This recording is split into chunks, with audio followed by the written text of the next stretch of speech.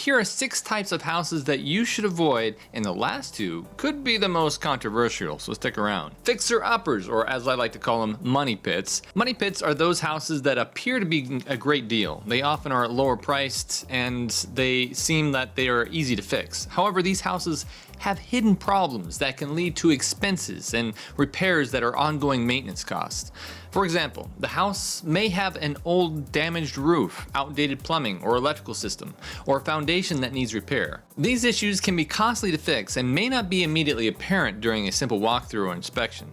Homeowners should be cautious when considering these money pit houses, as the initial savings on the purchase price can be quickly outweighed by the costs of home repairs and maintenance. So if you're new to the housing market and not really handy, you might want to avoid these homes. Quick flips. On the opposite side are homes that look so nice on the inside, but when you dig deeper into the history of the house, you find that it was only recently sold a couple months prior and relisted for a much higher price. This is called a quick flip home, and you need to be aware of these. Buyers buying a home that has been recently flipped can be risky for several reasons. Sometimes people who flip houses try to hide big problems like issues with plumbing, electricity, or even the structure of the house. They might cover up these to save time, money, but it can also lead to expensive repairs down the road. And the tricky part is, these problems might not be obvious when you first look at the house. And because all these flips are done quickly, sometimes the work isn't done very well. This can mean things that start to fall apart sooner than you expect. Lastly, flipped houses are often priced higher than they'd really be worth. People flipping houses want them to make money. They want to profit from it. So they add the cost of the renovations to the price. So if you're thinking about buying a flipped house, make sure you look closely at the work that's been done. Get a thorough inspection and consider if the price is fair for the quality of the house, or just avoid it in general. Flood zones. The allurement of a house with a stunning view and water. But wait, before you get swept away in the beauty of the reflection, let's talk about flood-prone areas. These spots might seem like paradise, but they can also quickly turn into a fiasco beyond your expertise. You see, living in a flood zone area means you're at risk of flooding, which can lead to expensive damage and sky-high insurance costs, monthly costs, yearly costs. Sure, the view might be worth it, but is it worth the potential headache? So flood damage can be a real problem. Plus, insurance companies tend to charge more to cover homes in flood zones. So you'll be paying more just to protect your home and just to have that beautiful view. So if I were you, I would avoid buying these homes in the Chattanooga area, where we are prone to heavy rainfall, and we have also the Tennessee River and the Chickamauga Lake running through the city. Be sure to check out the flood map here before you buy a home. So before we get on to the next points, I want to say, wow, you might be thinking this is overwhelming.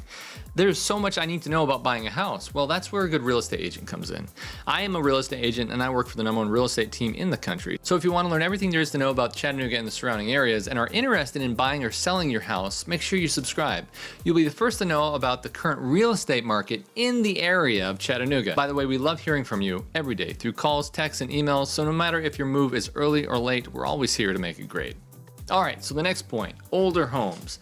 Many people might think old homes are cozy and full of character, but buying a really old home, especially if it hasn't been taken care of, can cause a lot of problems. While fixing up a home can be exciting, it can also be expensive. Homes, especially those built before 1978, can have dangerous things like lead inside the painting of the wall, or asbestos as the insulation and flooring and different things like that. And mold. These things can make people sick, and if not removed carefully, lead found in old paint can be harmful, especially to kids. Asbestos, which is used in insulation and like the flooring I was talking about, can be a lung problem. Mold grows in everything damp, so it can cause breathing issues. So look closely. Electrical wiring and plumbing in old homes might not be safe. Old wiring can start fires, old pipes can leak and cause damage. So before buying an old home, it is important to have a professional check for these problems. While old homes can be charming, it's smart to know about these risks before deciding. Brand new homes. That's right, I said it. Some brand new homes are to be avoided at all costs. Why, you ask? It's a brand new house. There shouldn't be nothing wrong with it.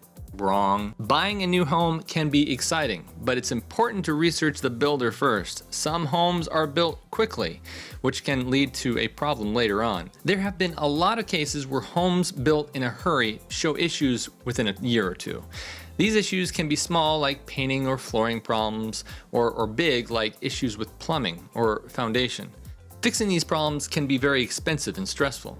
To avoid these issues, it's a good idea to research the builder before buying.